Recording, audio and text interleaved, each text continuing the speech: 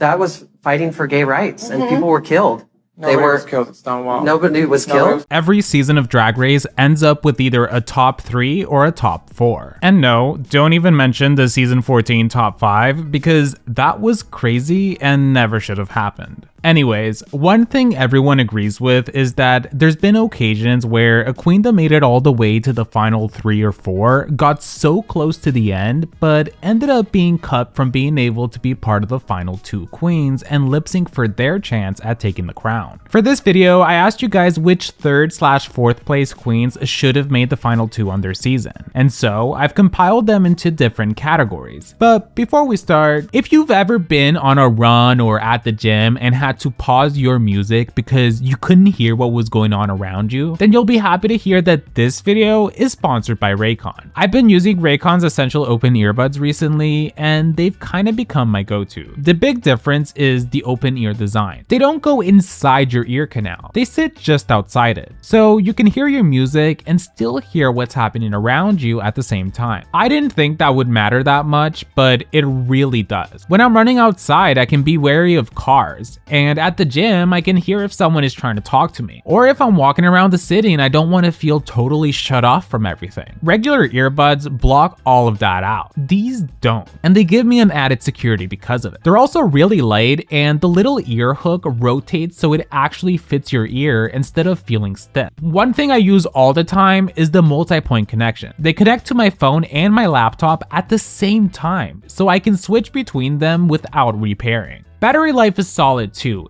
8 hours of playtime and up to 36 hours with the case. Raycon has over 3 million customers, and the sound quality honestly compares to all the top brands, but at half the price. And if you try them but don't like them, there is a 30-day guarantee, so there's literally no risk. The bone conduction headphones are perfect for refreshing your routine this spring. Go to buyraycon.com/GreenGayOpen to get 20% off. Thanks to Raycon for sponsoring and supporting the channel. Now, let's begin. First off is the queens who fell victim to random format twists that ended up being their ultimate demise. For example, Jessica Wilde on All Stars 8. For some reason, All Stars 8's production made the bizarre decision to eliminate one of the queens in the top 3. As a consequence, Jessica Wilde was eliminated. The reason this was such a huge blow was that she actually had such a great substantial storyline, especially considering she was a queen from one of the OG seasons that managed to do so well on her second time returning over a decade later. That alone made the ending feel messy, with many viewers being left with a bad taste in their mouth. Jessica had built real momentum in the second half of the season, and it wasn't hard to picture her sliding into the top 2. And there's also the psychological turmoil that Jessica must have felt, because you made it all the way to the top 3 and got cut right before the final stage, when literally there hasn't been any other circumstances in the series where the top 3 didn't all get to go to the finale together. Then there's Shangela on All Stars 3. The jury twist didn't just change the finale, it reframed the entire season at the last second. Looking at the body of work leading up to it, and after Bendelacrem's self-elimination, the moment that the eliminated queens were brought back to vote for who they thought from the top 4 should be able to move forward into the final 2, it only proved that behind the scenes, the queens truly didn't really like Shangela all that much, considering nobody voted for her except for Thorgy Thor, and thus Shangela was cut from being part of the top 2. Next is of course Trinity K. Bonet on All Stars 6. Now Trinity did manage to make it to the top 4, along with having one of the strongest arcs out of the contestants that were left. She had shown so much growth, redemption, and a confidence that had finally settled in, with her coming out of nowhere as being this powerhouse of a contestant. Unfortunately, a last-minute twist would come out of nowhere when, as soon as the top 4 was announced, they brought in one eliminated queen to join them, which ultimately resulted in Trinity being kicked and replaced from the top 4. It's one of those eliminations that really hurt, because you could easily see Trinity K. Bonet being an excellent choice of a potential winner for that year. I remember thinking it was either going to go to her or Raja O'Hara. The next section is for queens who had a really good track record, but still didn't get the outcome they had hoped for.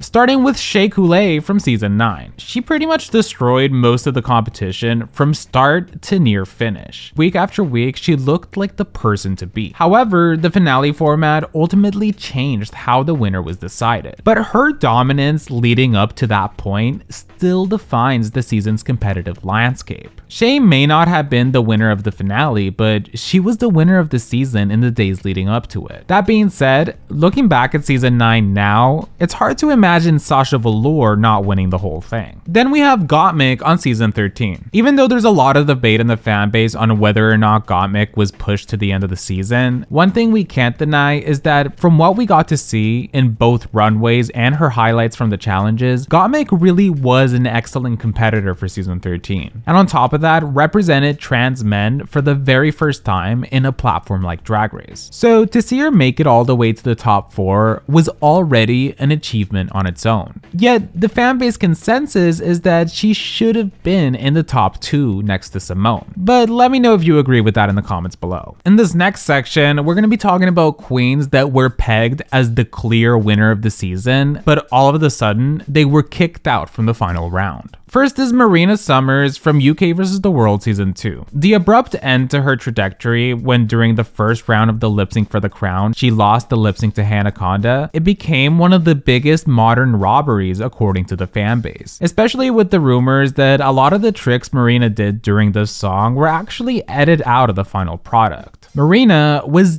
the queen of UK vs. the World Season 2. And despite not getting the crown, she's carried on her legacy as if she was a winner. And as she should. Miss Fiercelicious from Canada's Drag Race Season 3. I think everyone can agree when I say that this season would not have been entertaining if it wasn't for Miss Fiercelicious being there to spread chaos and give us some of the funniest moments of TV that we hadn't seen on Drag Race in a while. Fierce didn't just have this bratty or cocky personality, she also had the talent to back it up. She was a good performer and managed to earn herself 2 challenge wins by the time she made it into the top 4. Additionally, she was central to the season's energy from beginning to end and had a level of polish when it came to her drag presentations. This should have allowed her to be placed in the final 2 of the season. But shockingly, Brooke would end up announcing Jada Shada Hudson and Giselle Lullaby into the top 2, with many fans saying that Fierce should have been occupying Jada's spot in that top 2. And it would have been the perfect mix. On one hand, you had Giselle Lullaby that earned her spot by being the overall best when it came to track records out of the finalists. And then you had Fierce, who had a really good track record of her own with 2 challenge wins, delivered some amazing runways, and had a nerve and charisma about her that added so much to the reality TV aspect of the competition. So for that reason, she should have been rewarded the top 2 placement. Mo Hart on All Stars 4. It's weird when you think about this run because on season 10,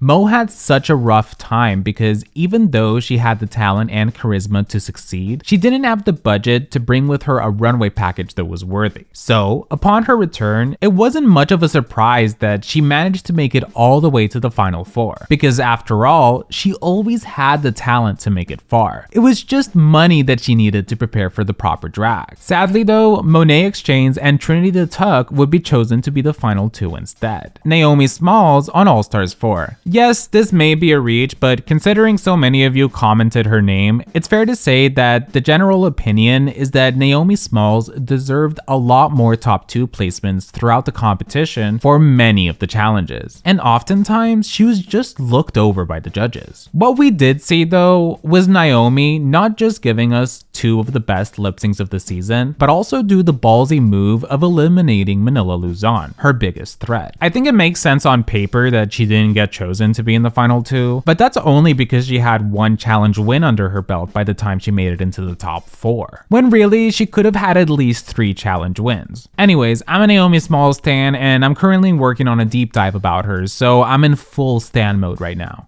Up next, this is for the queens on the list that maybe weren't necessarily 100% gonna win if they had made it to the final 2, but they definitely should have been able to move forward at least a tiny bit beyond what they ended up doing. First is Chanel on All Stars 1. Throughout the entirety of the competition, she was paired with Chad Michaels, so both of them had literally the exact same track record. Yet, despite both of them making it to the top 4, Chad would be chosen to move forward to the final 2, while Chanel was eliminated, only making it as far as the top 4. To me, this always felt like an out of left field decision. Yet, if it wasn't for that, we wouldn't have been able to see Raven make her story as the first runner-up to be a runner-up twice. Kennedy Davenport on season 7. If you're a Kennedy Davenport fan, I'm gonna need you to sound off, because while there's no denying that everyone in this top 4 was deserving of their spot there, Kennedy really displayed such a great skill set in the competition that should have been able to earn her a spot in the grand finale. Instead, she would be eliminated placing 4th, with fans saying that she should have replaced Pearl's spot in the top 3. Now we have Jackie Cox on season 12. Jackie placing 5th is interesting because we know now that since the top 5 episode was the last one they filmed prior to the grand finale and reunion, that 2 endings were filmed. One where Crystal went home and another where Jackie went home. People have argued online that considering what ended up happening with Sherry being edited out of the final season, the production should have allowed Jackie Cox to move on to the final 4 and thus replace Sherry's spot in the finale.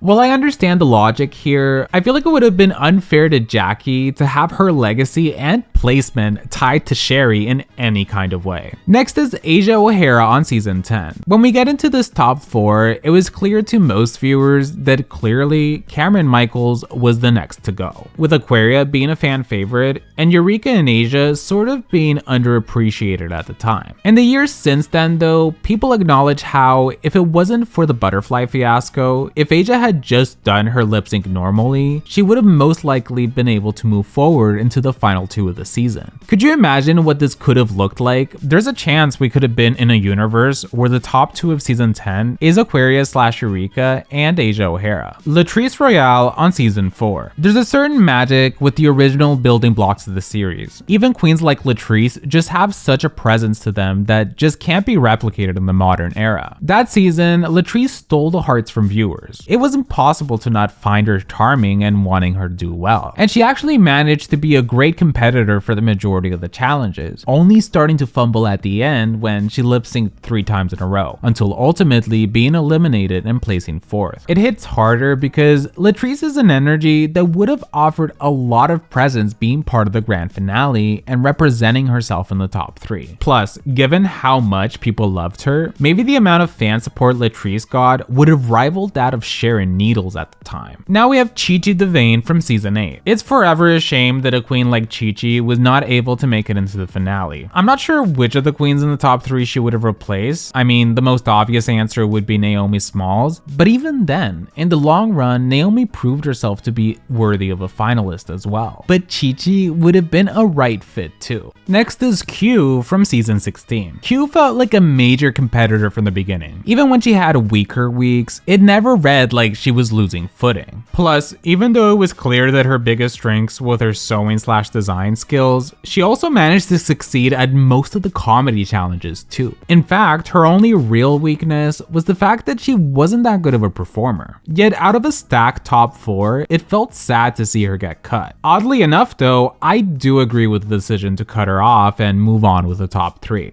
Because at the end of the day, Plain, Nymphia, and Saphira were much more versatile overall compared to Q. Mistress Isabel Brooks from season 15. We always knew that Sasha Colby was gonna be part of the final 2. The question was who would be joining alongside her. While Anitra was an excellent choice, some fans argued that Mistress Isabel Brooks could have also taken that spot. Although this one was one of the more surprising comments I got because it came from putting together the list of this video. Although this was one of the more surprising comments I got when I was putting together the list for this video. Because while I 100% was rooting for Mistress during season 15, I feel that the judges only giving her a 1 challenge win is what put the odds against her going into the finale. But if she had managed to get at least 2 or 3 wins, then I definitely would agree that she could have made the final 2. Well, there you have it. which 3rd/4th place queen do you think could have made the final 2 and possibly win the whole thing? Let me know in the comments, and make sure to give this video a like and subscribe to the channel to help me out with the algorithm. I'll see you guys next time. The bone conduction headphones are perfect for refreshing your routine this spring. Go to buyraycon.com/GreenGayOpen to get 20% off. I want to take a moment to thank my patrons. In the Elite Pink Squad, we have Matthew Burns, Gay Uncle, Sari Tish, Las Potitas, Cool Gal Nan, Jet Sam Adams, and Natasha De Leon. And in the Gay Squad, we have Lone Resident, Christine Gregory. And in the Green Squad, we have Cayman Rider Furry, Edgar Allan Pup, The Only Sean,